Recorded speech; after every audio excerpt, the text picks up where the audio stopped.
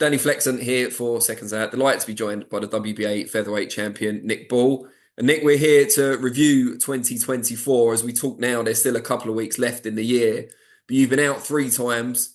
2 wins, 1 draw, although most people would suggest it should be 3 wins. 2 in Riyadh, 1 headlining in Liverpool, 2 for a world title. I mean, can't have had many better years in your life, surely.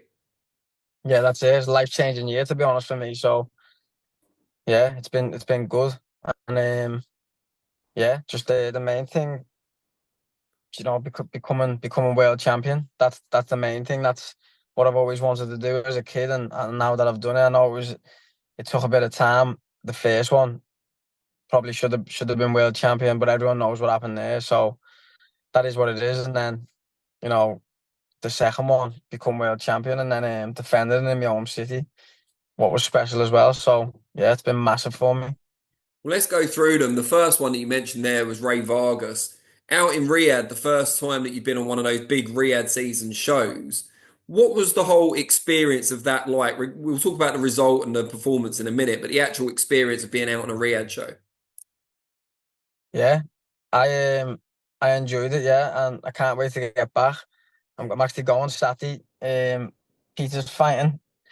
Peter's fighting there, so we're going Saturday. So I'm looking forward to getting back there. Just watching, because obviously when I went there, I was fighting and staying focused. So you don't really get to have a little look around or take things in properly. But it's a mad experience, yeah. When you're fighting, you're staying focused. But even when you're fighting, the they treat your boss over there, and very welcoming, yeah. So it's a boss experience fighting there, yeah.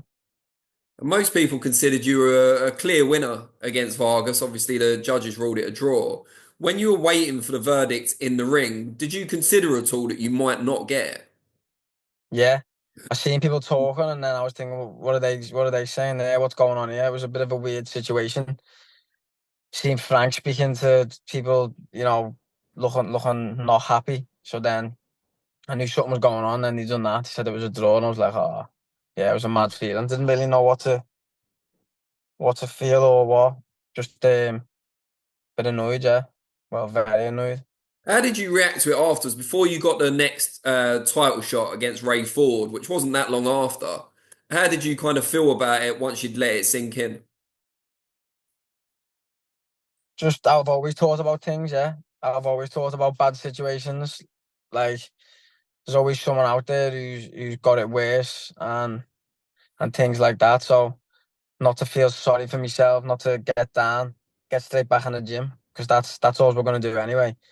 Get straight back in the gym and straight on to the next thing. They can't stop what's coming yet, so just you can try and do all little other things on the way, but that's just part of the journey, part of the journey. So you've got to be a man about it and, you know, take it on the chin. It is what it is. So what? Get back in the gym, and with the team round me, the best team I've got round me, they got me another opportunity, and it went long, and then 12 weeks, another opportunity for a world title. And then with having that attitude, that's why I'm world champion now, because keeping a strong attitude like that, and a positive mindset. Yeah, stay back in the gym and stay on it. Did it give you any extra motivation because you knew you had to make it clear? Well, I mean, it's pretty clear against Vargas, but even more clear against Ray Ford. Yeah, you could say that, but like me myself, I don't really need any extra motivation. Yeah, I love what I do. I get up every day, loving to go to the gym, to boxing, seeing the lads going to peak, seeing the lads training hard with everyone, and putting it in. I love it. That's what I've always wanted as a kid, to train every day and as my job, and now it is. So yeah, didn't really need any extra motivation. And then the Ray Ford fight was a bit more of a chess match compared to the Vargas one and compared to the Yeah. fight you've had since as well. Did you feel it was closer than the Vargas fight? Um. Yeah, you could probably say that. Yeah, because I had 2 knockdowns in the Vargas fight, so that just wipes it all out completely. So yeah, definitely. And again, at the end of the fight this time, did you think there was a chance they'd take it away from you again? You never. I don't want to say no, but you never know in this boxing. Yeah, you never know in this boxing, but probably what happened with the fight before, it's in the back of your head, isn't it? Like, wow. So, but yeah, no, I didn't really know. At that point, I knew the way I celebrated, and I just knew. I just had a funny feeling, yeah, that I had that one. So yeah, no, I didn't really think that, to be honest. I wasn't really thinking about anything like that.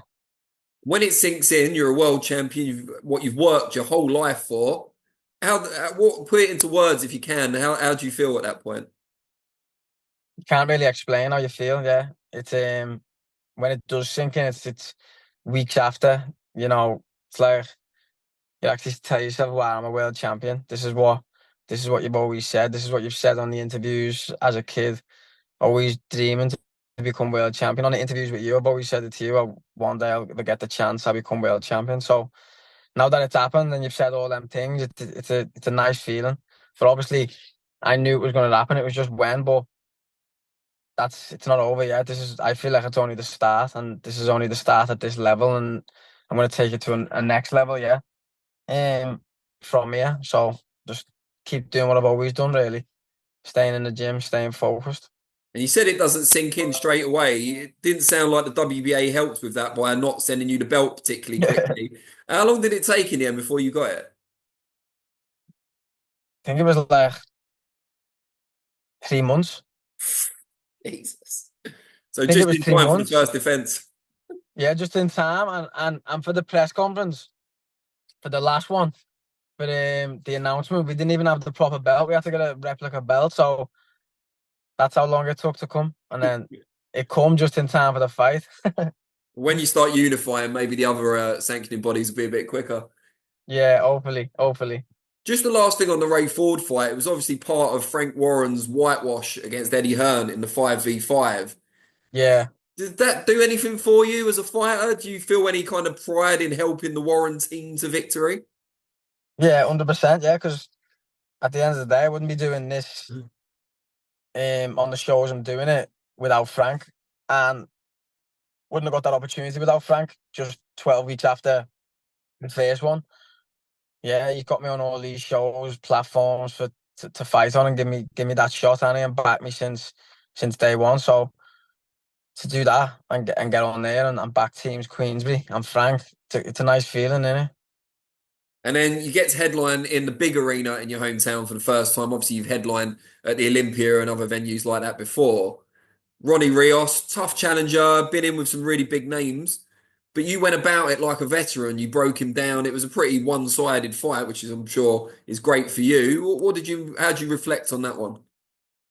Yeah, that was a good one. Yeah, watching it back and even in there, it probably took a few more punches than what I would have liked. But like I said at the start of the interview, it was like sort of learning from it. Like, don't get too involved in the crowd. You know, don't switch off just because there's a big crowd there or cheering your name, looking out into the crowd and that. But you just learn each fight, yeah. But in that one, as you said, he was tough competitor, him, yeah. So hats off to him, yeah, and you know he's a nice fella as well. But he was just another opponent in the way, so that's what that was. But yeah, on to the next. You're a bit of a perfectionist, but do you have to accept with your kind of aggressive style, you're always going to take a couple of shots? Yeah, exactly. I'm coming forward, and this is world level in it, and it's boxing. You're gonna get it at some point, but it's what you do when you get it. You know don't don't fold or go to bits. Just keep going, keep going. Yeah, you could get you with one or two, win a round maybe, but at the end of the day, and overall, I'm winning the fight. Yeah. So that's what it is. A little bit off topic, but in competitive fights and also in sparring, who do you think's hit you the hardest so far? Hit me the hardest in sparring. Or either, whoever's hit you the hardest overall, whether it's in sparring or in the ring. Oh, or in the ring, probably in the ring. Dogbo got me with a good left hook at the end of round two. I don't know whether you've seen that one. Yeah. Me, me head nearly come off my shoulders. Yeah, You yeah. wouldn't He hit know me it with though. a You've hard got a shot. good chin. Yeah, I've got a good chin and fitness as well.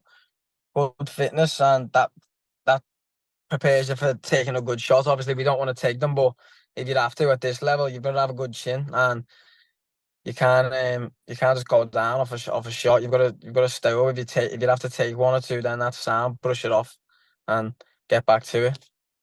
Now, you've talked about what it meant to represent Frank Warren in the 5v5. Over the whole year, what does it mean to represent ERT, your gym, and Paul Stevenson, the head trainer?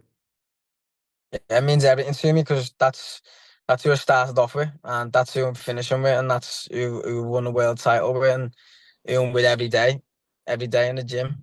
You know, besides boxing, we're going in there every day, spending time with each other. You become proper mates, and yeah, like a family. So yeah, it means everything to me. Brilliant. And how's life changed outside the ring in 2024? Just the same, really. Yeah, just yeah, but the same but different. Yeah, being able to be always what I've wanted, to be honest. Like everyone's saying, like, what's your dreams, this and that, any dreams, like to look after my family, yeah, to take a bit of stress off them with work and things like that, and look after the people around me who mean the most to me, my family, the ones who started me off with this boxing when I needed the help. They were always there for me, and took a risk, yeah, with things, and they always backed me. So it's nice to finally give back. Great stuff. Mate, really appreciate your time. Best of luck with the next fight, and hopefully 2025 is as good as 2024, if not better. Yeah, that's it. Nice one, Danny. Cheers, mate. Take care. Sam, see you soon. See you soon. Bye.